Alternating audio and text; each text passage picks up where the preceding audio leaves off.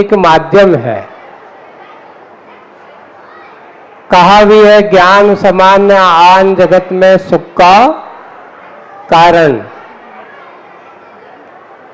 क्योंकि इस संसार में ज्ञान के समान और कोई सुख का कारण नहीं है। क्यों? पूज्य आचार्य भगवान ने एक दोहा लिखा है, ज्ञान ही सुख का कुल है, ज्ञान ही दुख का मूल। सुनना अच्छे से, ज्ञान ही सुख का कुल है और ज्ञान ही दुख का मूल, राग रहित अनुकूल है और राग सहित प्रतिकूल। अगर हमारा ज्ञान राग से रहित हो तो वो कुल बन जाता है, सुख का मूल बन जाता है। और अगर हमारा ज्ञान राग से रहित हुआ तो सुख का मूल बन गया, और राग सहित हो गया तो दुख का कारण बन जाता है। एक ज्ञान ही आपको सुख का कारक भी है और एक ज्ञान वही वह दुख का कारण भी है। आपको क्या करना है? सुख का हेतु बनाना है कि दुख का हेतु बनाना है? लेकिन ये ध्यान रखना, ये शिक्षण शिविर बालक को बहुत अच्छे से सुनना। अगर कोई बालक अनुशासनहीनता देखी गई, क्लास आदि में अपने समय पर पहुंचे नहीं, तो आपको प्रवेश नहीं मिलेगा। ये ध्यान रखना। आलसी मत बनना, असली बनना। क्या बनना है? क्यों लिखा? विद्या किसको प्राप्त होती है? तो वो जो होती है, जो विद्यार्थी होते हैं, आलसी होते हुए कभी विद्या का अर्जन नहीं कर पाते। विद्या का अर्जन तो वही कर पाते हैं जो हमेशा जागृत रहता है। बिल्कुल नींद में भी बिल्कुल उसकी बिल्कुल ऐसी नींद होती है कि जैसे स्वान निद्रा। विद्यार्थी की निद्रा कैसे होना चाहिए? तो उस पर लिखा है कि विद्यार्थी की निद्रा ऐसे होनी चाहिए जैसे श्वान, थोड़ी सी आवाज मिलती है वो फट से जाग जाता है। ऐसे ही प्रमाद से रहित होकर के हमें ज्ञान अर्जन करना है, प्रमाद के साथ नहीं।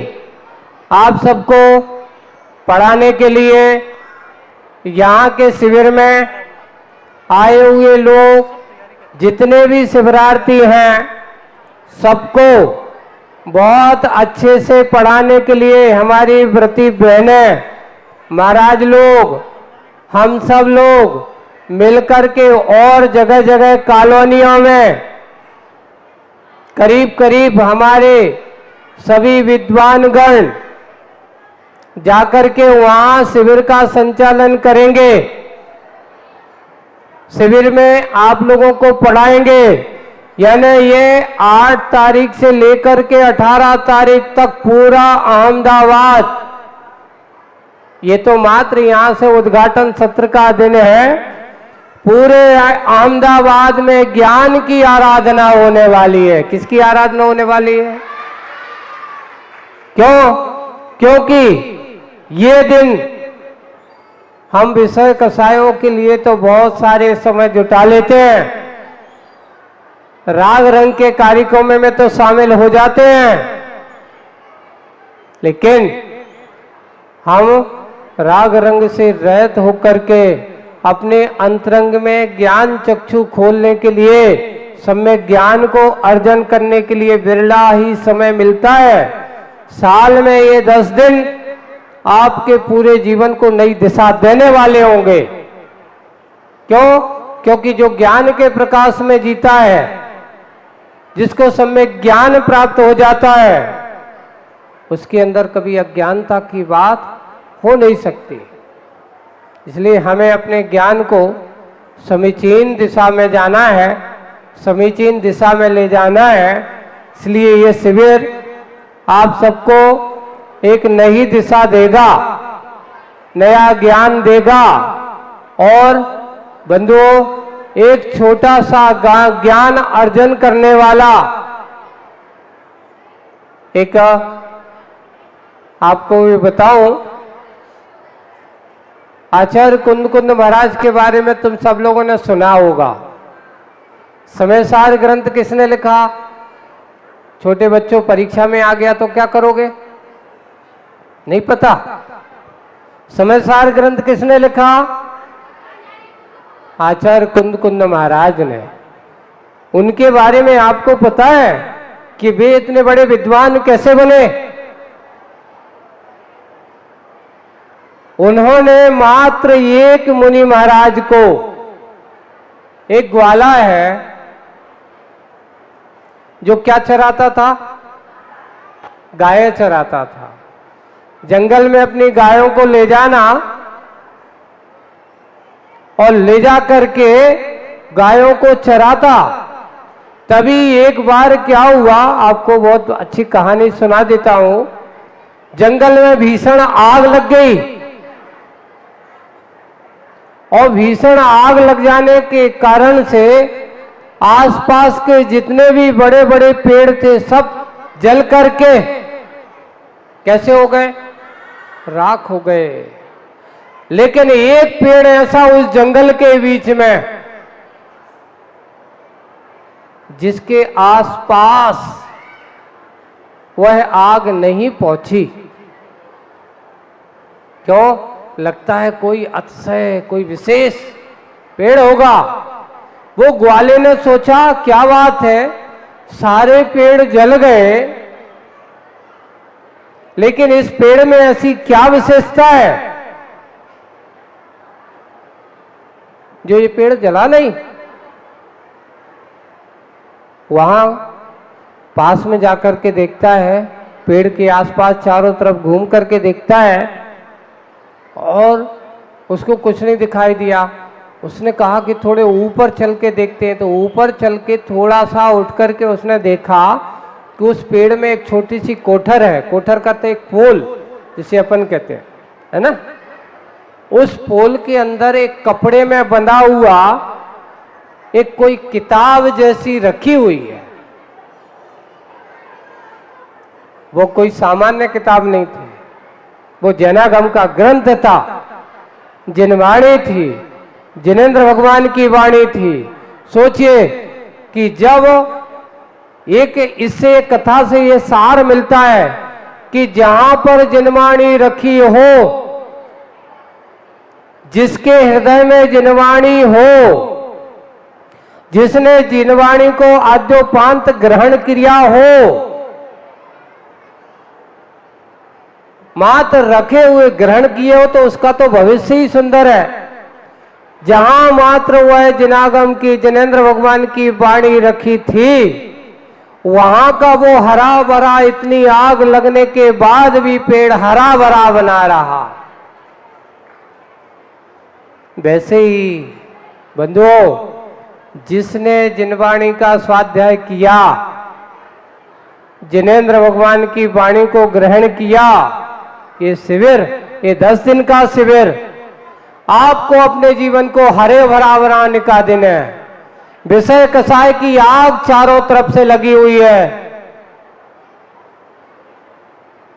और हमारे जीवन के हरे भरे ऐसे गुण रूपी वृक्षों को जलाने का काम वो विषय कसायों की आग काम करती है। लेकिन जिसने ऐसे विषय कसायों की आग के बीच में रह करके, जिसने सम्यक ज्ञान रूपी जिनवाणी को अपने जीवन में ग्रहण किया हो, उसका जीवन कभी जल नहीं सकता। उसके जीवन में हमेशा हरी भरी खुशियां रहती हैं। अज्ञानता उसके आसपास नहीं रह सकती। सम्यक ज्ञान अर्जित करना है और सम्यक ज्ञान अर्जित करना है तो आपको अपने अंदर की दिशा और दशा को बदलना होगा। उस ग्वाले ने देखा और देख करके वो क्या है, अब उसने कुछ नहीं समझा, उठाने नहीं लगता कोई विशेष है, तो वो है प्रतिदिन वहीं कोठर पे वो रखी हुई है, प्रतिदिन वह ग्वाला जाता, उस जिनवाणी को देखता, देख करके नमस्कार करता, लगता है कोई आश्चर्यकारी वाणी है, कोई शास्त्र है, उसको रोज नमस्कार करते। इसलिए कहा नियम से प्रतिदिन देव दर्शन करने के बाद अपनी द्वादशांग जिनवाणी को भी नमोस्तुत करना अपने अंदर के अज्ञानता को दूर करने का कार्य है। वह ग्वाला रोज उसकी सुरक्षा करता, आए दिन देखता रहता। एक दिन अचानक विहार करते हुए उसी जंगल के आसपास एक मुनिराज, ठंडी का समय है, वहीं पर एक पर्वत के, एक पहाड़, पेड़ के नीचे एक चट्टान है और चट्टान के नीचे एक मुनिराज बैठे हुए हैं ध्यान में। उस बालक ग्वाले को, ग्वाले ने क्या देखा, एक मुनिराज बैठे हैं और मुनिराज के पास जाकर के वो अपने गाय को चराते चराते, उनको वो गाय अपनी चर रही हैं, मुनिराज के पास बैठ गया और बैठ जाने के बाद महाराज ध्यान से उठे और उठते ही उन्होंने उससे पूछा, भव्य क्या करते हो? बोले कि भगवान गाय चराता हूँ, गाय की सेवा करता हूँ, घर का भरण पोषण करता हूँ बस। और कैसा है? अच्छा है महाराज, आपका आशीर्वाद है। उसने कहा महाराज मैं आपके सामने एक बात कहना चाहता हूँ। बोले कि बताओ क्या कहना चाहते हो? बात यह है कि इस जंगल में प्रतिदिन मैं गाय चराने आता हूँ, इस जंगल में भीषण आग लगी और आग लगी, सारे पेड़ जल गए, लेकिन ये जो पास में जो पेड़ है इसमें एक किसी ने कहीं से किसने रखी मुझे नहीं पता, पर एक लाल कपड़े में जपड़ी हुई कोई जिनवाणी, जो कोई भी है, किताब जैसा है, वो उसमें रखी हुई है। मुनिराज कहते कहाँ है बताओ। और वो गया और जाकर के बड़ी विनय भाव के साथ उस जिनवाणी को लाया और लाकर के किसको दे दी? इतना करने वाला, उस जिनवाणी की नमन करने वाला, उस जिनवाणी के इतने दिन तक रक्षण करने वाला, और उस जिनवाणी को ले जाकर के उन मुनिराज को दे करके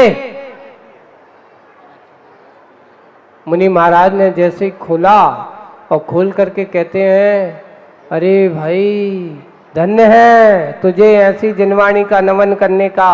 महाराज मुझे तो पढ़ना आता ही नहीं हो, मुझे तो ज्ञान है ही नहीं, ये आप ले लो। और मुनिराज ने उसको ले जा करके उसका स्वाध्याय किया। एक ग्वाले ने, क्या नाम था उन ग्वाले का? नाम क्या था मालूम है?